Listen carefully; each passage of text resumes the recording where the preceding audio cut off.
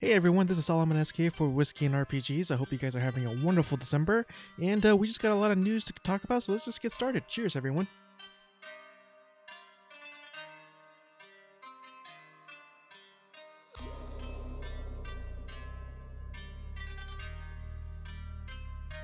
Capcom has been on a roll recently, especially during the later half of 2019 in my opinion. Not only was Devil May Cry and Resident Evil 2 Remake amazing titles, Monster Hunter World has been a game that keeps giving more value to gamers' money, and I certainly did not expect that. This RPG news comes from MassivelyOP.com, and earlier this week, Capcom released more free content for their already well-received expansion Iceborne. This update includes a new area to explore called the Gilded Lands, and this will obviously include more monsters and bosses to hunt, but will also include materials that allows your weapon augmentation to reach maximum level. It's over 9,000! But it's not just all for endgame players. For those who are still starting out in the game, they've added new defender weapons that can be crafted and works really well with the Guardian armor set, giving players an easier time to get through the base version of the game. And lastly, there's also been new cosmetic items that have been added for player homes or player rooms, along with the seasonal event that will start on December 20th.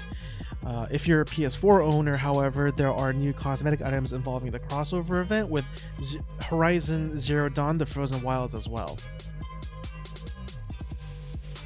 This next bit of MMO news comes from all three, MMOculture.com, MassivelyOP.com, and MMORPG.com, and it's about sort of the overall updates that are planned in the coming months and even in the weeks. On December 11th, the Destroyer class will be getting a third spec called the Way of the Iron Will, or just Iron Will. You'll notice that players will now be able to wield 2 axes instead of just one.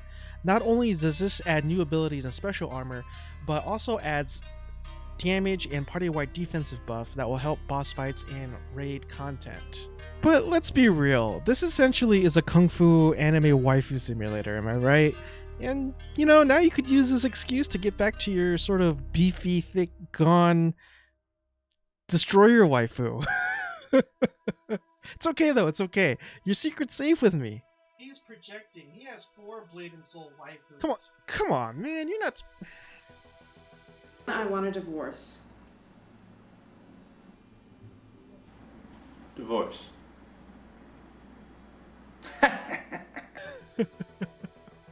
It's okay. I mean, we're all playing it for the storyline. Gameplay, sure. Fishing will also be receiving an auto-fishing feature as well. So, like Black Desert Online? Yeah, I guess. I mean, as well as more item changes, including a new heart tier called the Majestic. It will be arriving in 2 parts, the first one being on December 11th as well, but the second half of the update has not been released. According to MMOculture.com, there will be new NPCs, new regions, and a new dungeon that seems to have taken inspiration from the Chinese Monkey King mythology. Hopefully, we'll be getting these upgrades here in the West soon as well. I'm excited for this one. I've always wanted to jump back into Blade and Soul to see what's going on, besides what we talked about. So again, this next RPG news comes from MMORPG.com, and it's called Everreach Project Eden. In this game, it's a third-person sci-fi RPG, and according to their official Steam page, you as a player, quote, take on the role of Nora Harwood, member of Everreach's security division, on a mission to secure and colonization process of Eden and investigate mysterious incidents. End quote. Ooh, mysterious incidents. According to MMORPG.com, the key features include over 80 upgrades available to let you customize your skills and gear, engage in fierce battles, deploy force fields, or use environment against your foes, hop into your hover bike to engage high-speed vehicular warfare, immerse yourself in 8 hours of story created by Michelle Clow, a writer and former narrative QA for the Mass Effect trilogy, and explore Eden's beautiful vistas designed by Mai An Tran, a film artist who worked on movies such as Warcraft and Star Trek Beyond. The game costs $25, but it will be on sale for 20% off until December 11th. Just looking at some of the reviews so far right now, it's sitting at mixed at the moment, and that's out of about 54 reviews as of recording of this video. People are praising the graphics and textures along with some decent voice acting, but it kind of ends from there. People are saying that the combat and the camera need some work, collision detection are also not really working that well, and gameplay is a little too jerky. I don't want to pile too much onto the game, but I think it's helpful for players to know what is going on with the game so they can make a more informed purchase if you guys are still interested. I certainly want to give it a go though. For whatever reason, the game kind of reminds me of Tabula Rasa, even though they're not even the same kind of game. The way it looks and feels, I guess, that alone makes me want to play it, but perhaps I'll wait until they fix some of the issues with later patches and updates, I suppose. Stay Out went into early access on Steam, and the plans are to have it there until the winter of 2020.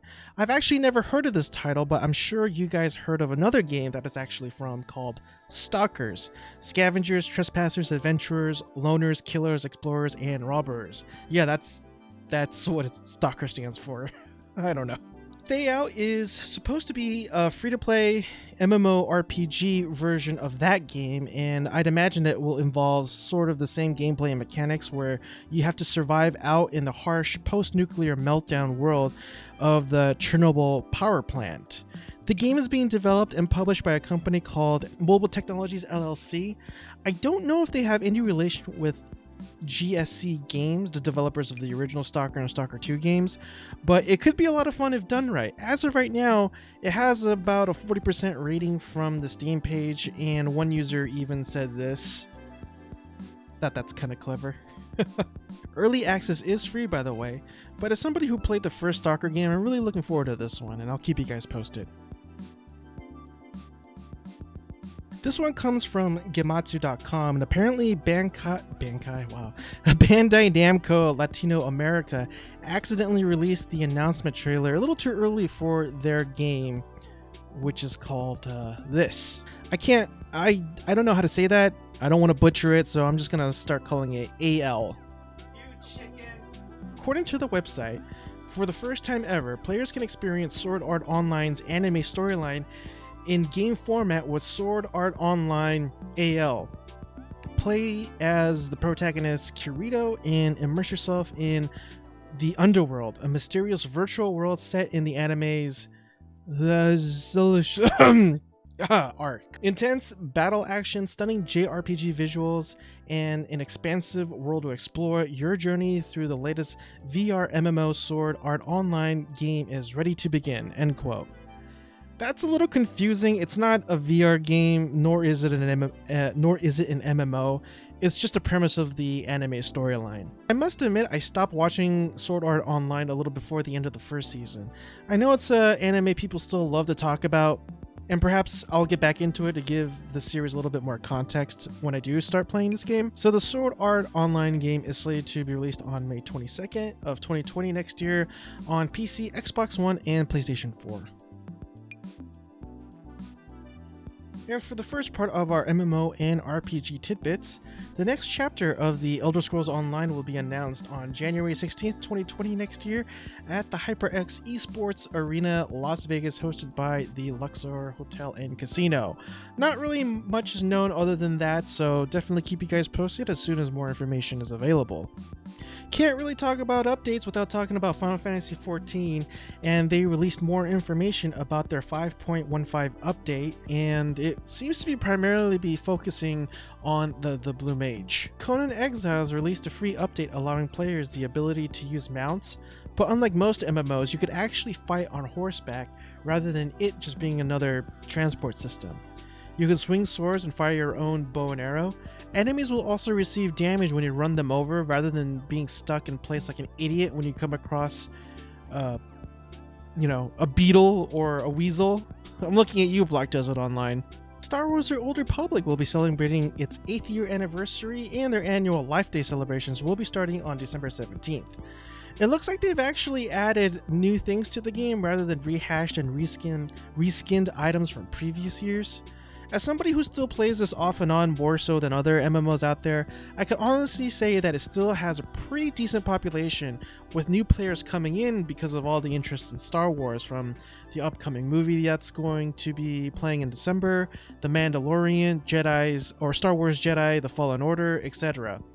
And remember, they made about $1 billion in revenue since it was released, and I'm hoping they keep a good thing going despite all the troubles BioWare has been going through these past recent years. Starting on December 9th, you can pre-download Black Desert Mobile and customize your character as well as select your family name. The game officially comes out on December 11th and will be available for both the Android and iOS. And lastly, Grand Theft Auto Online is getting a new heist on December 12th involving the Diamond Casino and Resort.